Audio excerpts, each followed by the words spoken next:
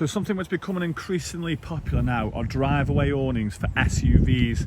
So this is the Camptech Adelaide. So I'll give you a quick show around the outside. You've got the option of an annex as well, which you don't tend to see very often on your SUV driveway awnings. Now just from the outside, one thing that's going to make a massive difference, and you don't see this on any other SUV awnings, is this piece of extra material here. Now the reason why that is important is if it rains and you don't have that, then what tends to happen is it runs down the groove of your boot and water tends to get on the inside. So that's really good. Let's look inside. So as you can see from the inside looking out, you've got the possibility there to put the canopy poles in as well, just a little bit of light in that way. And then this is the front section.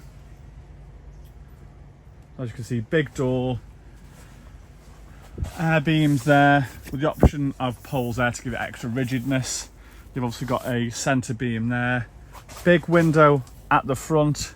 A couple of things that I really like about it so far is that the fact it's got a sewn in ground sheet. That is becoming increasingly popular. Gone are the days where people are worried about campsites not letting them on. But you've also got here some storage on the inside. So little mesh panels with the pockets in there as well. So when we were outside looking in, like I say, one thing that we did notice was that you've got the option of an annex.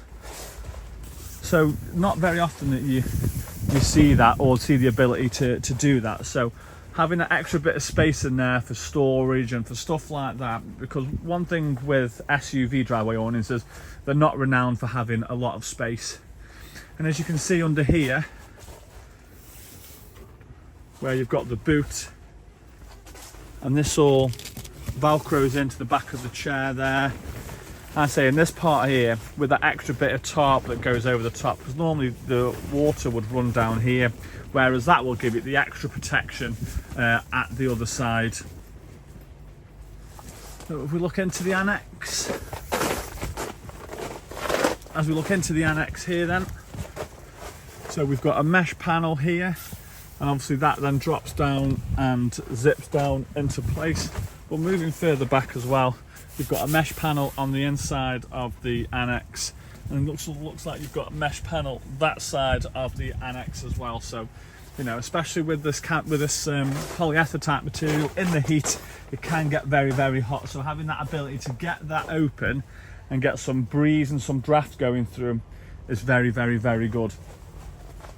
One thing as well that I've noticed, and you probably will have picked up on, is just how dark it is in here as well. So, you know, if you are sleeping in this part, actually sleeping in the awning itself, as opposed to sleeping in the back of the car. I mean, I couldn't sleep in the back of a car, for example, because I'm 900 foot tall, but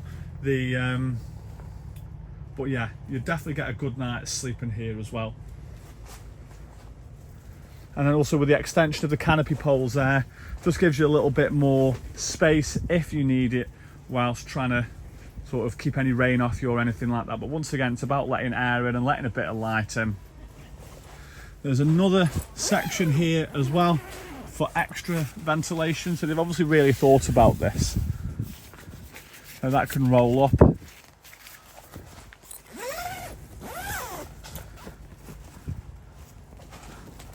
And there's the curtains for it there. So SUV awnings, like I say, are becoming the next big thing really, and it's been pretty much dominated by camper and the tailgater and the tailgater air. But I think next year that is going to make a right dent into that side of the market. I really like it. It's probably one of my favourite things that I've seen from Camptech, from this new stuff for 2025. It looks really, really nice. The colour scheme looks great as well. Nice big window at the front. Canopy, everyone knows what I think about canopies. I really, really, really like it.